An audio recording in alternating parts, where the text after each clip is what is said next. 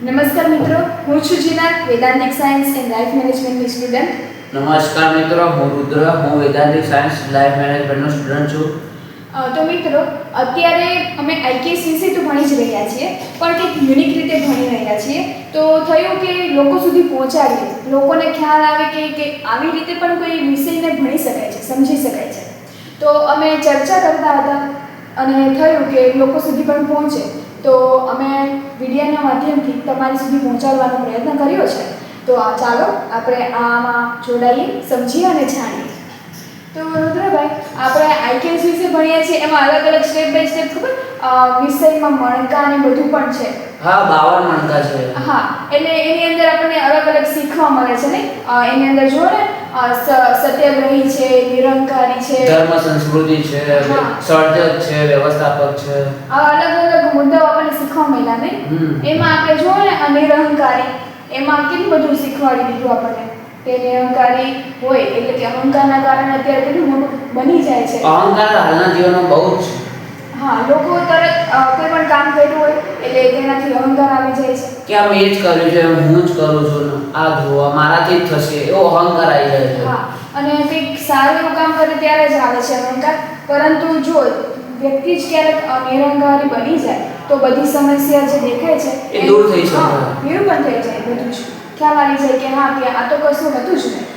પછી બીજું પણ છે વ્યવસ્થાપક, મેનેજમેન્ટ. હા, એમાં છે આયોજક, એટલે કે કોઈ પણ વ્યક્તિ છે કે પોતાના જીવનનું લઈને કે પોતાના કહેવાય ને દિનચર્યા છે કે કોઈ પણ કામને અનુલક્ષીને વ્યવસ્થાપન કેવી રીતે કરવું. જો કોઈ પણ વ્યક્તિ પોતાના જીવનનું જ વ્યવસ્થાપન નહીં કરે, જીવનમાં શું કરવાનું છે એ જ નથી ખ્યાલ, તો શું કરશે પછી.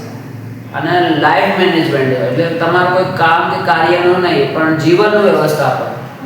એટલે વ્યવસ્થાપન એક સમય પૂરતું સીમિત નથી. આખો દિવસ તમે જે પણ જીવન વ્યતીત કર્યું છે તેના આધારે તમે દિનચર્યા તૈયાર કરો અને ડાયરી લેખન કરો અને ખ્યાલ આવે કે મારા જીવનમાં મેં આ કામ કરેલું છે, તો આજના દિવસમાં આ કામ કર્યું છે અને મારે બીજા દિવસ શું કામ કરવાનું છે તેનું અગાઉનું આયોજન કરીને એક સમજ કેળવો અને એડવાન્સ તૈયારી કરો. એટલે ખ્યાલ આવશે કે હા, પછી ઘણી વખત એવું થાય કે ક્યાંક જવાનું હોય ને તમે એડવાન્સ તૈયારી ના કરો, પછી છેલ્લે થાય કે આ કર્યું હોત ને તો બહુ મજા આવે, એટલે છેલ્લે પછતાવો થાય.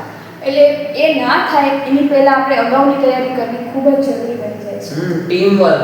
હા, એમાં સહસર્જક મણકો, ટીમ વર્ક. આપણે અત્યારે જોઈએ છીએ ને કે આપણે ક્લાસરૂમમાં પણ બધા ટીમ વર્ક નથી કરતા. હા, અને આપણે એવું છે કે હું જ કરીશ અને મારાથી થશે, મારે બીજાની મદદની નથી જરૂર, પણ મદદની જરૂર છે આપણે, એવું આ મણકો શીખવે છે. એટલે સહસર્જક એટલે કોઈ પણ કામ કરીએ છીએ તો તે કામમાં પોતાનું ખાલી એકલાનું વિચારવું એની કરતાં બધાનું વિચારવું અને બધા સાથે મળીને જે સર્જન કરે છે ને તે સર્વશ્રેષ્ઠ બને છે. એટલે આ મણકામાં હું નહીં અમે નહીં ભાવના વિકસાવવી પડે.